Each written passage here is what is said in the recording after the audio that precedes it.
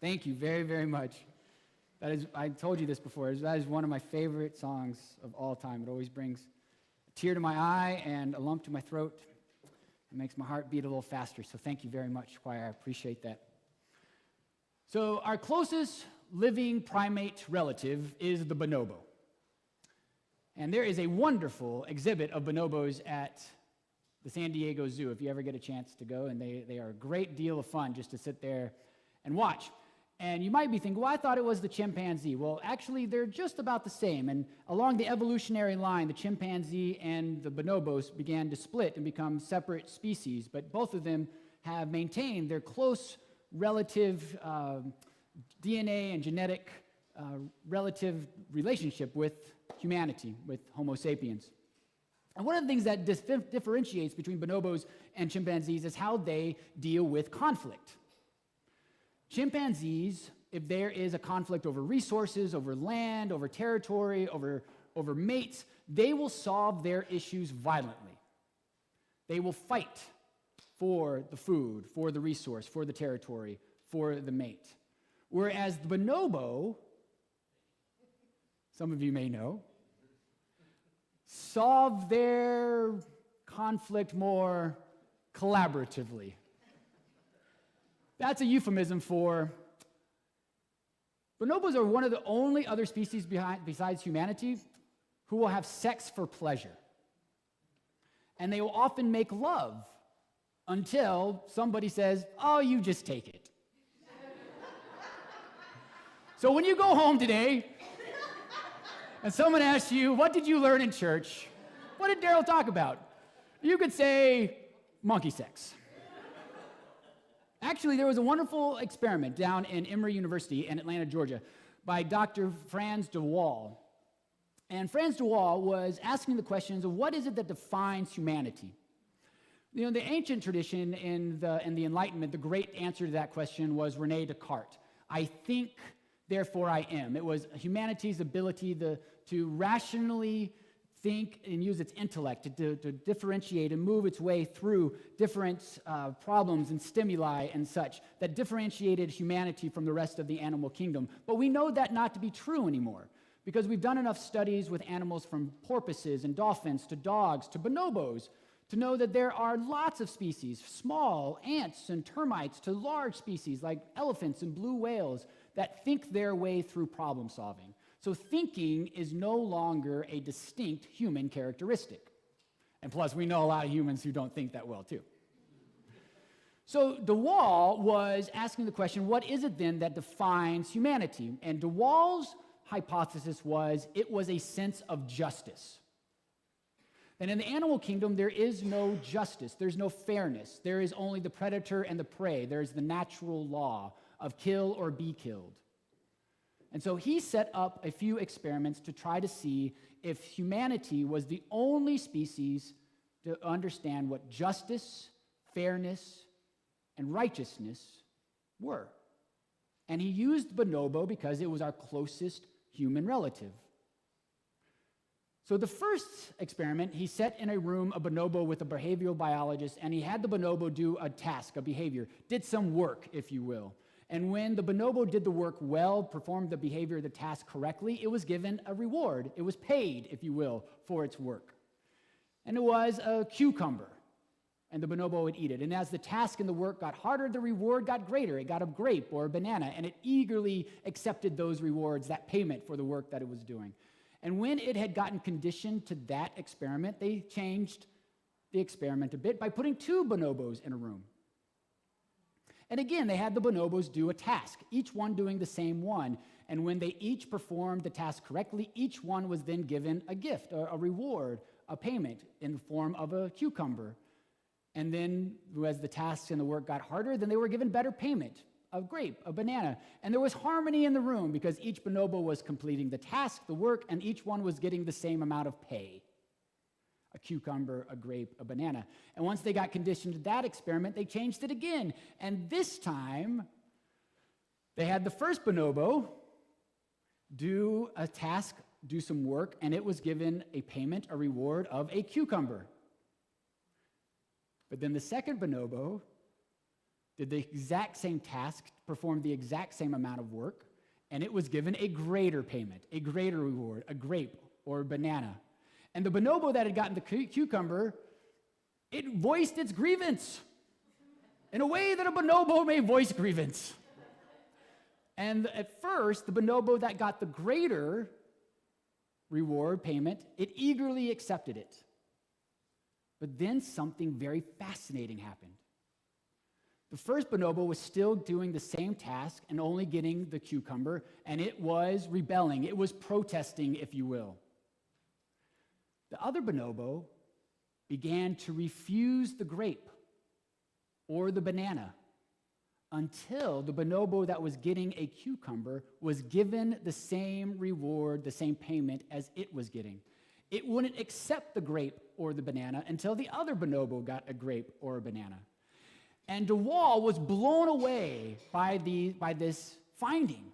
To him, it was evidence. It showed that there was fairness and justice in the animal kingdom, not just as a characteristic of Homo sapiens, of humanity, but that it existed in the natural realm outside of human consciousness. And so like any good professor, any good faculty member at an esteemed university, once he finished his study, he presented his findings to his colleagues at a faculty forum. And a very interesting thing happened at that faculty forum.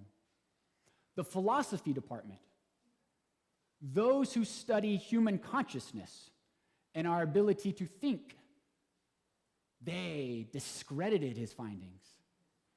They thought that it was a lazy experiment, that de Waal had ushered in and pre-existed his findings in his study.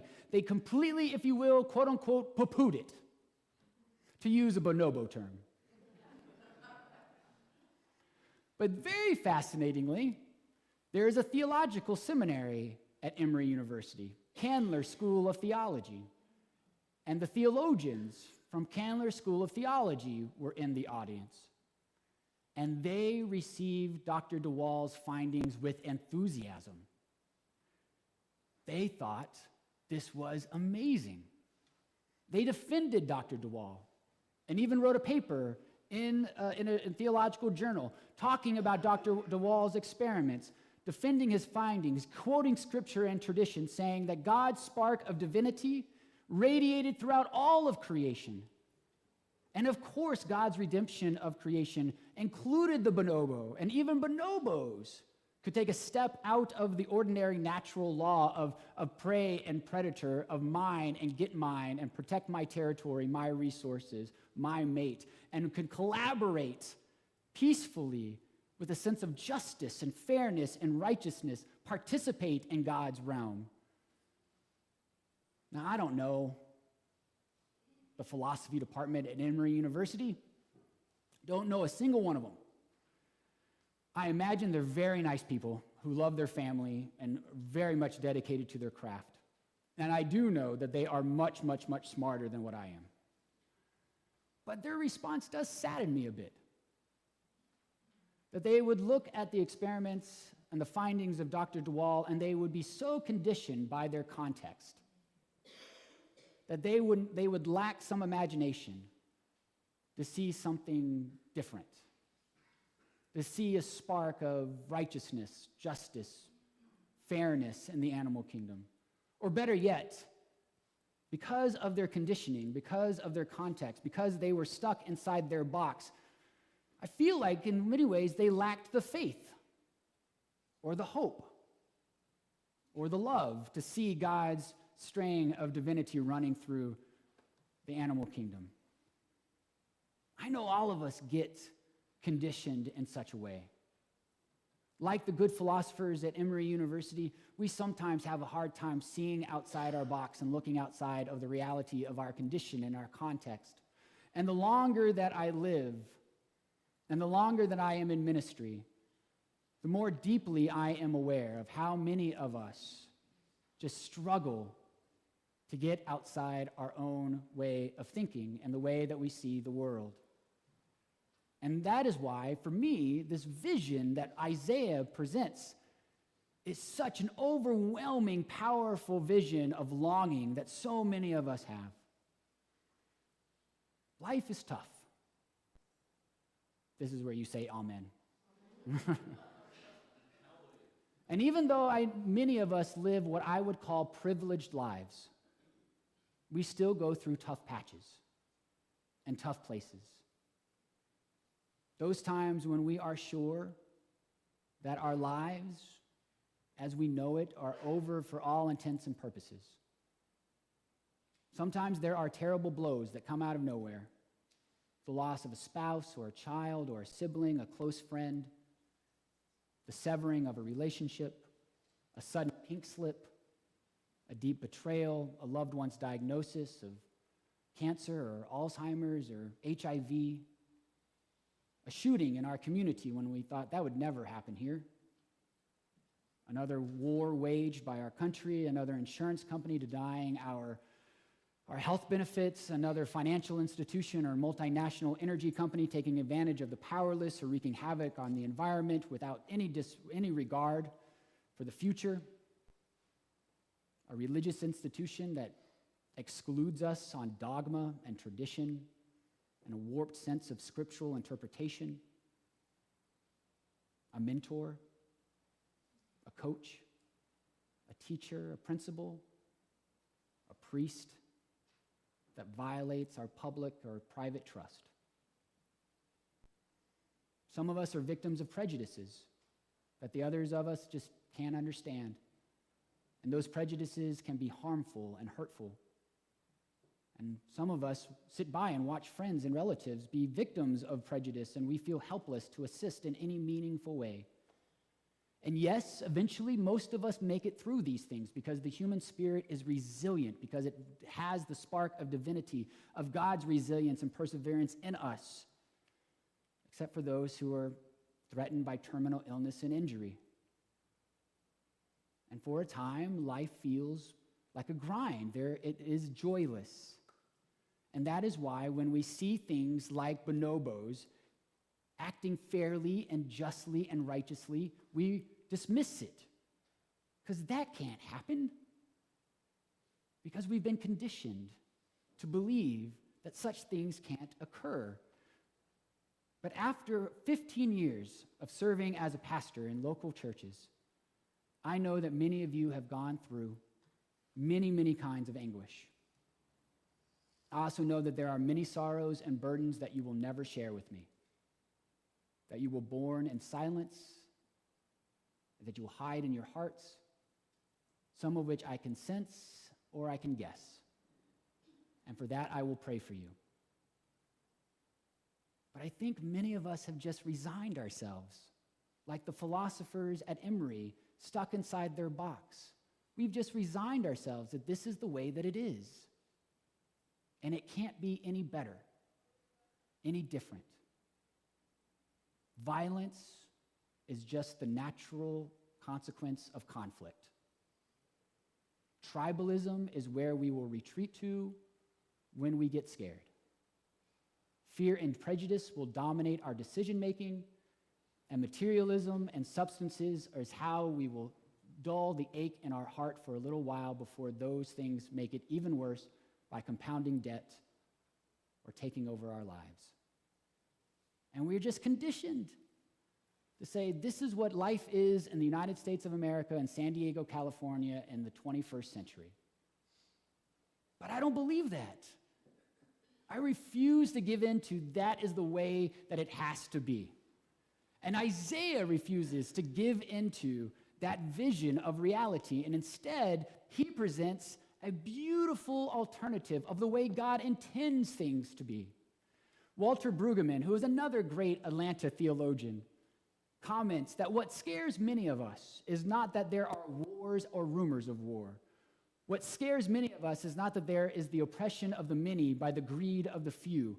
What scares many of us is not the pain and hurt and struggle in the everyday. What worries and scares us is that we've all come to accept this as the norm. That's the way it is. And we've given up. And we just see it as natural, a law, and as much of a constant as gravity. But This is why every Christmas, as I read these 10 verses from the 11th chapter of Isaiah, and I hear a choir sing, "There will be peace in the valley," that I understand and that I come to try to communicate that what God's true reality and ultimate purpose seems is so poignant and touches the deep longing of our souls. It is a primal vision that goes way back in time, way before we could ever write down history. It is a primal vision of one that is written on our hearts deep down that we know is true, that if we just tap into. There's the shoot that shall come up from the stump of Jesse, and its branches shall grow out of its roots. The spirit of the one will rest on the one who is to come. And I love this, the spirit of wisdom and understanding. The wolf will lie down with the lamb. The lion shall eat straw like an ox, and a little child shall lead them, and they shall not hurt or destroy in all my holy mountain. For the earth will be filled of the knowledge of God as the waters cover the sea. Dr. Brueggemann says that this primal vision of the ultimate reality and primal purposes of God shift and mark things not by violence but by peace. The wolf and the lamb live together not as predator and prey but as brothers and sisters in the animal kingdom. The leopard and the young goat, the calf and the lion, the cow and the bear, children and serpents, they all live peacefully together where tears are dried and hearts are filled and souls are restored. And we will be led not by the mighty and the powerful, but by the child. And by so the earth will be filled with the knowledge of God, and it will create a world where people are attracted to it, not repelled by it and kept out.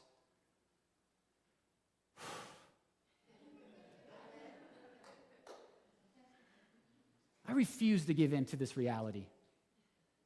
Not by anything that I do, but by the grace of God. Because creation can be restored to its intended purposes in our own time, not in some future world, but in our own time. For we learn when we look at bonobo sharing, and we see people giving, and little children collecting change for orphans and for men living with HIV, that acts of injustice that wreak havoc on our created order are thus overturned and restored by acts of peace and fairness and righteousness. That creation can be healthy and whole and fruitful.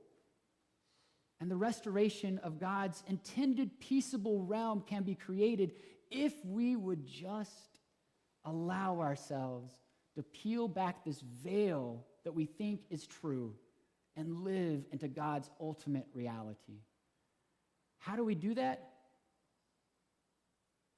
I don't know. One step at a time, through little acts, and using the things that are at our disposal, like cups filled with the goodness of the earth,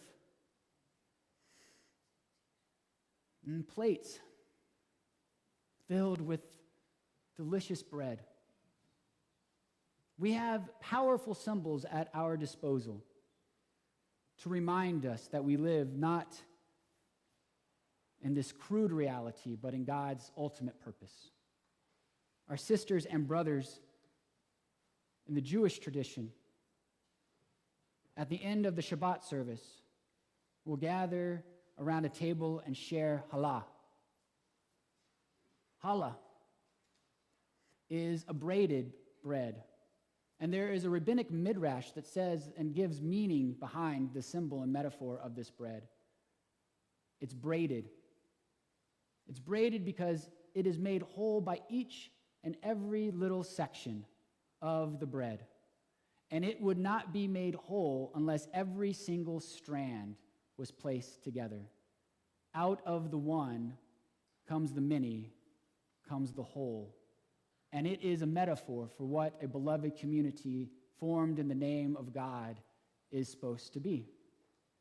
But there is another alternative midrash that explains the significance of the challah, one that is grounded in the natural law of things, that ties us back together with the bonobos and with Isaiah's prophecy of the peaceable realm of God, of overturning the natural law of predator and prey, but one of a peaceful coexistence together. It is a beautiful piece of bread.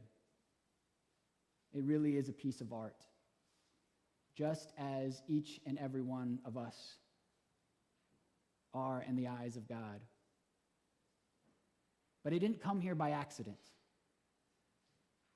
It is a gift from God's good earth, due to seed and soil, sun and rain, due to the perseverance and hard work of the farmer, of the artistry of the baker, of the entrepreneurial skills of the marketeer.